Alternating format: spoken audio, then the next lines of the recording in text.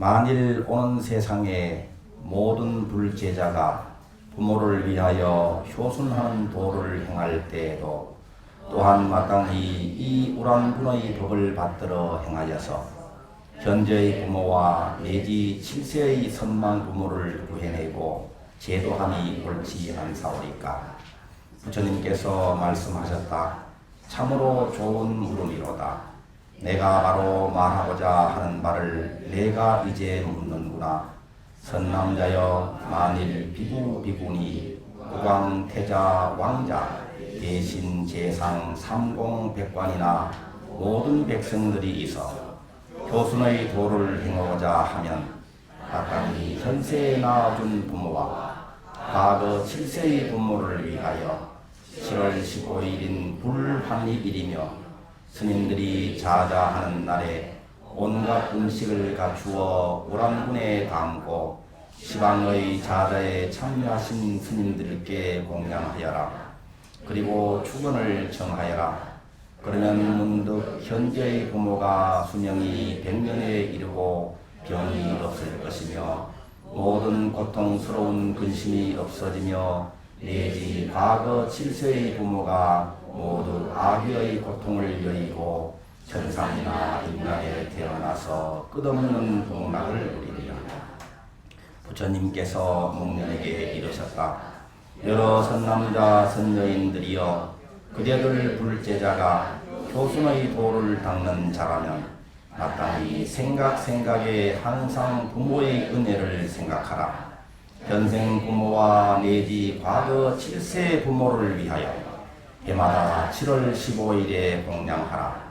항상 교순한 마음으로 자기를 낳아 기른 부모와 내지 7세의 부모를 생각하고 우란문을 지어서 부처님과 스님들께 올리도록 하라. 그리하여 부모의 낳고 기르신 자비하신 은혜에 보답하도록 하라. 일체 불자들은 마땅히 이 법을 받들어 행하여야 하느니라. 이때 목련 비구와 사부 제자들이 부처님의 말씀을 듣고 발의하여 받들어 행하였다. 부처님 당시에 10대 제자 중에 한 분인 목련존자의 어머니를 구제하는 일로부터 연유가 된 것이 이 7월 보름 우란분절입니다. 지금까지 해마다 이 백중 우란분절에는 이 경전의 말씀대로 우리 불가에서는 효순의 도를 닦고 오늘 상세선망 조상님들을 위해서 천도제를 잘 지내드리는 날입니다. 이 내용을 보면 효순의 도 이야기하는데, 효순의 도는 진리의 길을 이야기하죠. 수행한다, 도를 닦는다, 이렇게 이야기합니다. 보통 수행이라고 하면, 도를 닦는다고 하면 우리 이 스님들이나 다른 수행, 수도를 전문으로 하는 분들처럼 산속에 들어가서 수행을 한다거나 참선을 한다거나 연보를 한다거나 또 진언을 한다거나 또 다른 수많은 수행법으로 수행하는 것만 생각하기 쉽습니다. 그런데 이 경전에 의하면 도 중의 도는, 수행 중의 도는 바로 조상님들께, 부모님께 효순의 도를 행하는 것이 도 중의 도다, 이렇게 말씀하고 계십니다. 그러니까 수행하고 복을 짓는 작복을 하는 것이 어디 별도로 공간을 마련하고 반가부자 내지는 온가부자를 하면서 하는 것이라고 하기보다도 바로 부모님께 효도하고 부모님께 효도하는 그 내용이 또 형제 자매들과 위에 있는 겁니다.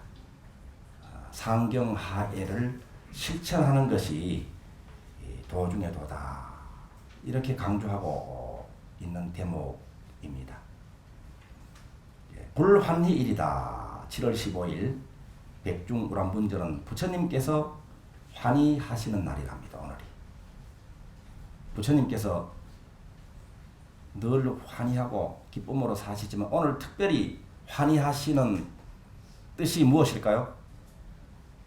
바로 여러분들이 조상님들을 위해서, 부모님을 위해서 공양을 올리고 축원을 하고 효를 실천하고 형제자매들 간의 우애를 실천하는 것을 보시고 부처님께서 크게 기뻐하시는 것으로 볼 수 있겠죠. 스님들의 오늘 선방에서는 오늘 회양하는 날입니다. 해제하는 해제. 그 해제하는 날에 자자하는 참여하는 의식이라고 할 수 있습니다. 스님들에게 음식을 갖추어서 운한분에 담고 이 스님들께 공양하라. 그러니까 우리들이 할 일은 효순의 도를 닦는 것이고 또 불보살님 삼보전에 스님들께 공양 올리는 것이 우리들이 할 일입니다.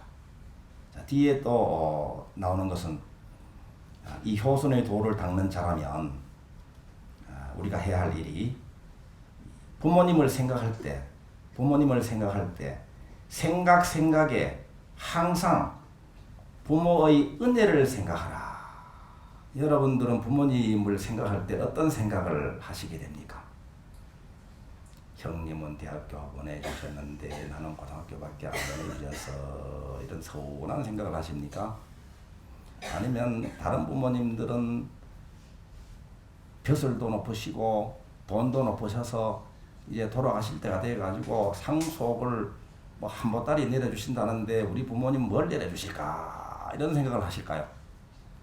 그런데 부처님께서 이 우람풍경에서 말씀하시기를 부모님을 생각할 때 상속 생각을 한다거나 서운하고 불평스러운 생각을 한다거나 걱정을 하라 이렇게 말씀하시지 않고 생각에 항상 부모의 은혜를 생각하라 이렇게 말씀하고 계십니다. 부모님을 생각할 때마다 부모님을 떠올릴 때마다 고맙습니다.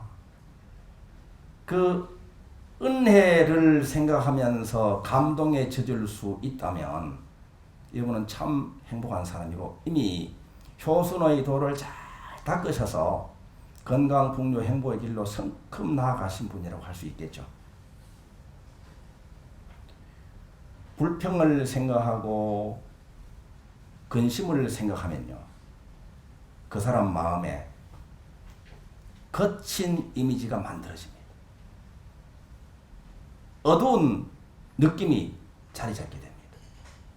감사를 생각하고 은혜를 생각할 때 그 사람 마음이 환해지고 성취, 밝은 이미지가 마음에 자리 잡게 됩니다. 마음에 있는 그것이 마음에 있는 그대로 마음에 새겨지고 마음에 자리 잡은 그 이미지대로 물질 현상으로 나타납니다. 삶이 그렇게 돼갑니다.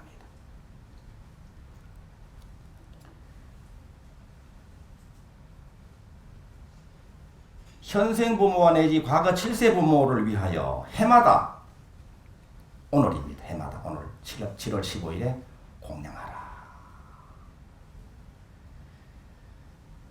부모의 낳고 기르신 자비하신 은혜에 보답하도록 하라. 부모님께 조상님께는 보답해 드리는 거예요. 드리는 겁니다. 받을 생각은 안 하셔도 됩니다. 우리가 할 일은 보답하는 일입니다. 우리가 나무를 보면 그 나무의 이 뿌리가 있고 줄기가 있고 꽃이 있고 열매가 있잖아요. 그런데 그 열매를 우리 자식 후손으로 보고 꽃을 자기 자신의 삶으로 보고 줄기를 부모님으로 보고 뿌리를 조상님으로 봅니다. 이것이 근묘화실입니다. 이 겉으로 보이는 줄기가 씩씩하게 자라고 아주 꽃이 활짝 피고 열매가 주렁주렁 열리는 그 나무는 우리가 눈에 보이지 않는 뿌리를 알 수 있죠. 그 뿌리가 줄기와 꽃, 열매, 눈에 보이는 나무의 키만큼 깊이 내려오고 있습니다. 뿌리가 튼튼하고 깊게 내리면 아무리 비바람이 몰아쳐도 흔들릴 뿐 부러지거나 그 과실을 다 잃어버리지 않습니다. 그런데 뿌리가 얕으면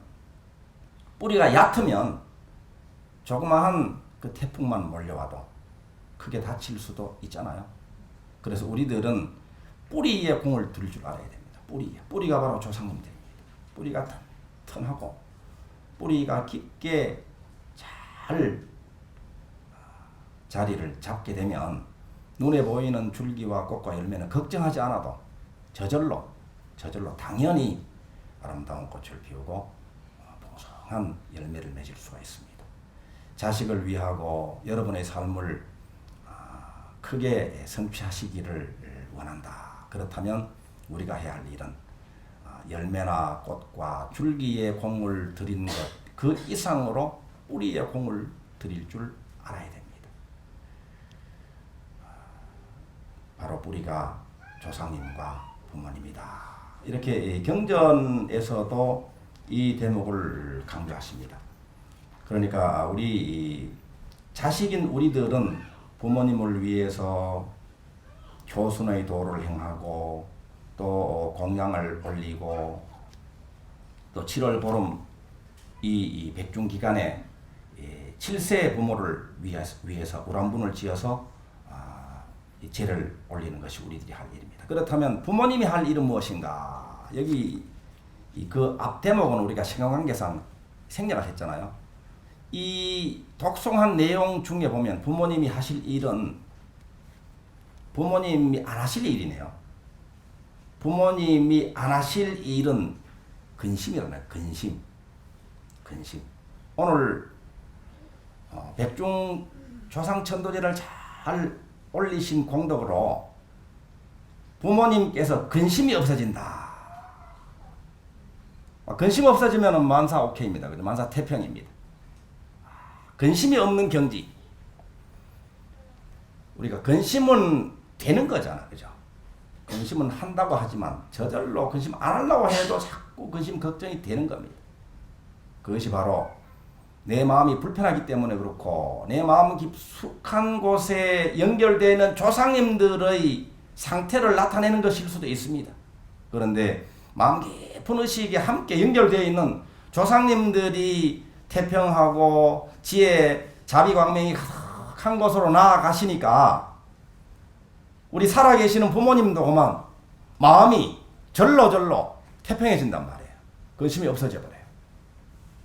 근심이 뭔가 하면 미래에 아플지도 모른다, 가난할지도 모른다, 불행할지도 모른다 이런 내용이잖아요.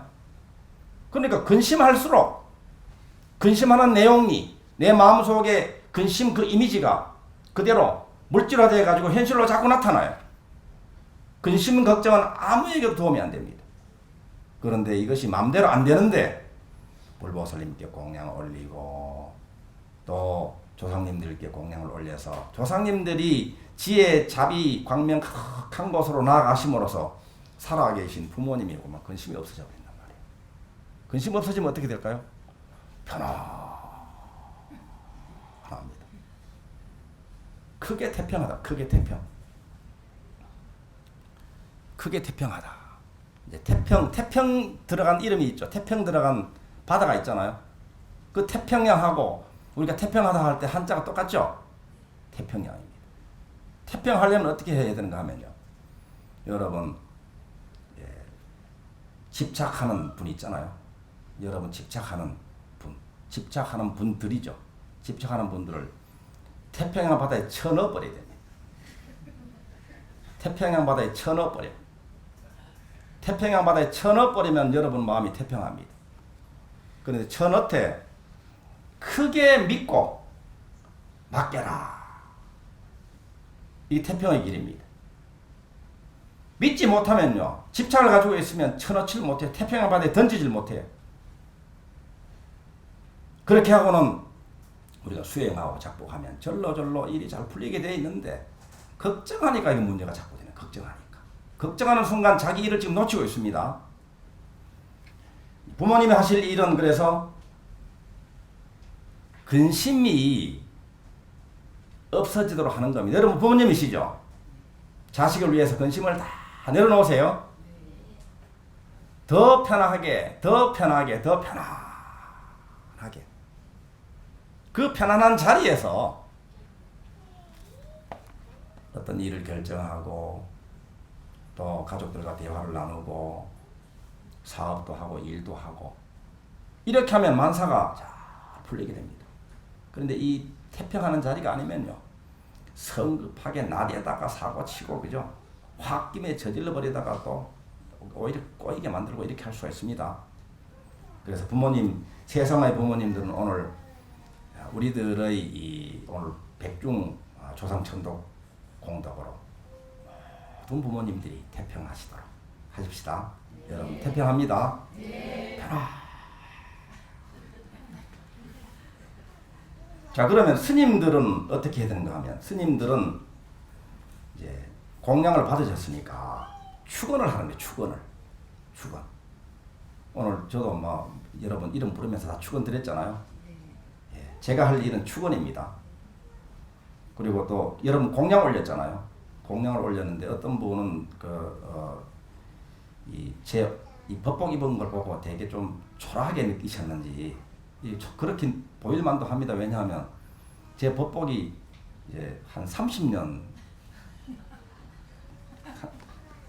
한 25년 좀 됐어요. 이것도 너덜너덜하잖아. 몇 개 뭐 이미 완전히 그냥 해져가지고 아마 그거 입고 나가면 성철 스님의 환생인 줄 아시죠? 무더기가 돼가지고. 그리고 또 단벌 신사잖아요. 맞지도 않고. 어떻게 옷은 그대로인데 어떻게 똑같은 사람인데 옷이 안 맞는지 몰라요. 왜 그럴까요? 특히 허리 같은데 이 배돼지가 이게 좀 잘 안 맞아요. 그래서 그것을 보시고 법복 공양을 올리셨잖아요. 그런데 그 법복 공양을 올려도 올리시는 분은 정성이 좋으신데 이 받는 제가 성의가 없어가지고 한 3년째 못 맞춰. 3년째 맞추러 갈 시간이 없어가지고 뭐 하느라고 그렇게 바빴는지 그랬는데, 이번 백중 때는 하복도 맞추고 춘추복도 맞추고 동복도 맞추고 장상도 맞추고, 장상도 2벌이나 맞추고 가사도 또 2벌이나 맞추고 그랬습니다.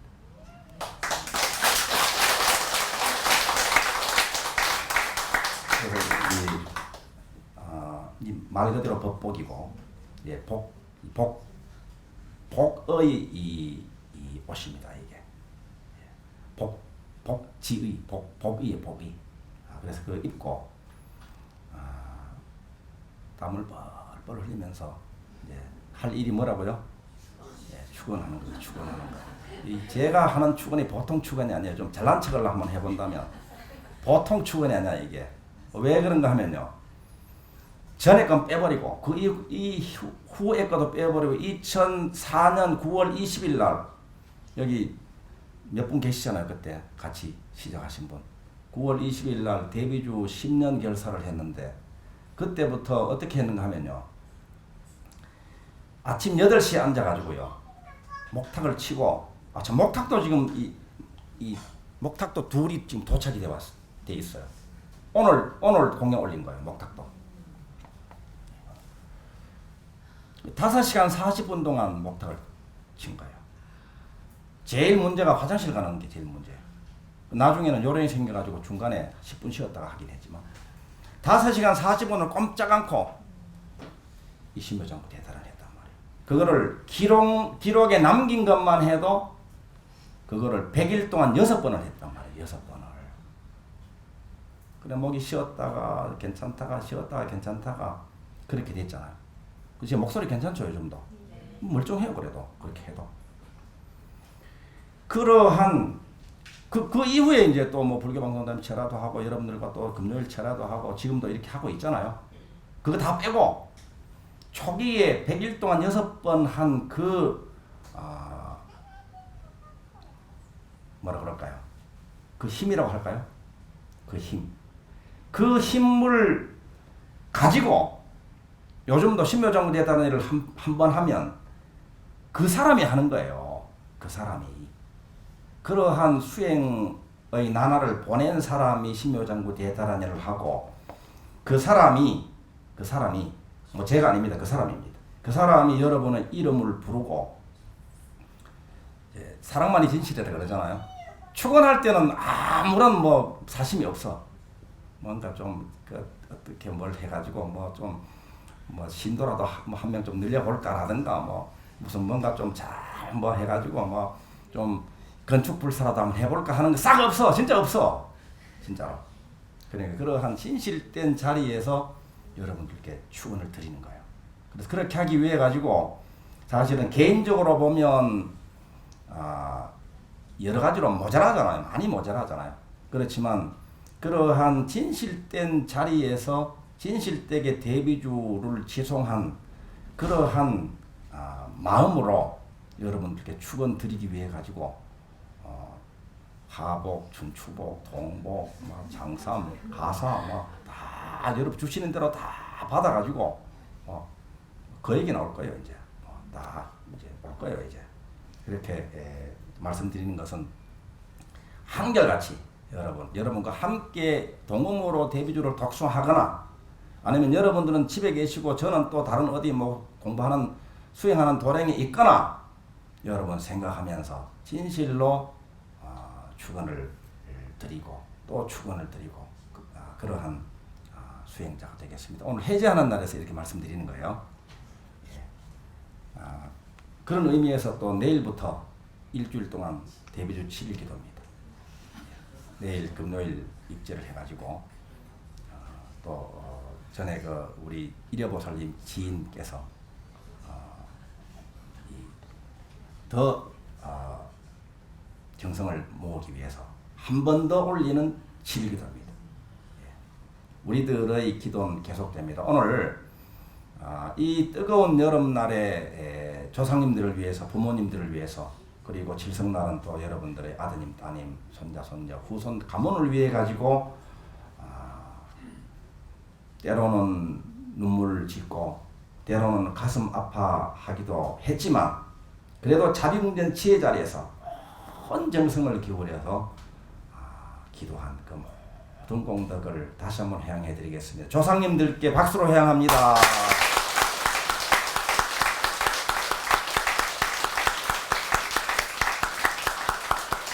부모님 만수무강하십시오. 형제 자매들 언제나 믿었고 사랑합니다. 여러분의 배우자와 아드님, 따님 길이길이 건강하시고 행복하십시오. 이 세상에 태어나서 삶을 살아오면서 만났던 모든 분들 우리들의 기도 공덕을 회양합니다. 모두 행복하십시오. 이 나라가 더 안정되고 사회관계를 비롯한 모든 문제들이 우리들의 기도 공덕으로 풀풀 풀리고 남북 평화 통일입니다. 회양합니다. 온 인류가 백성하여지이다. 온 정성으로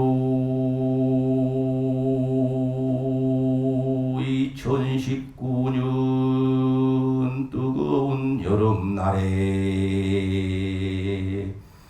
조상님 천도 49일이로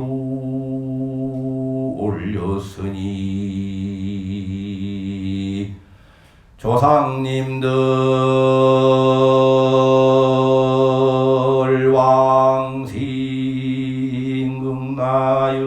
왕생극나여지도 부모님 만수무강하시고 온 가족이 건강하게 소중한 손다 이루리로 이 회양공덕으로 이 땅이 평화롭고 인류가 나 대평하여 지다나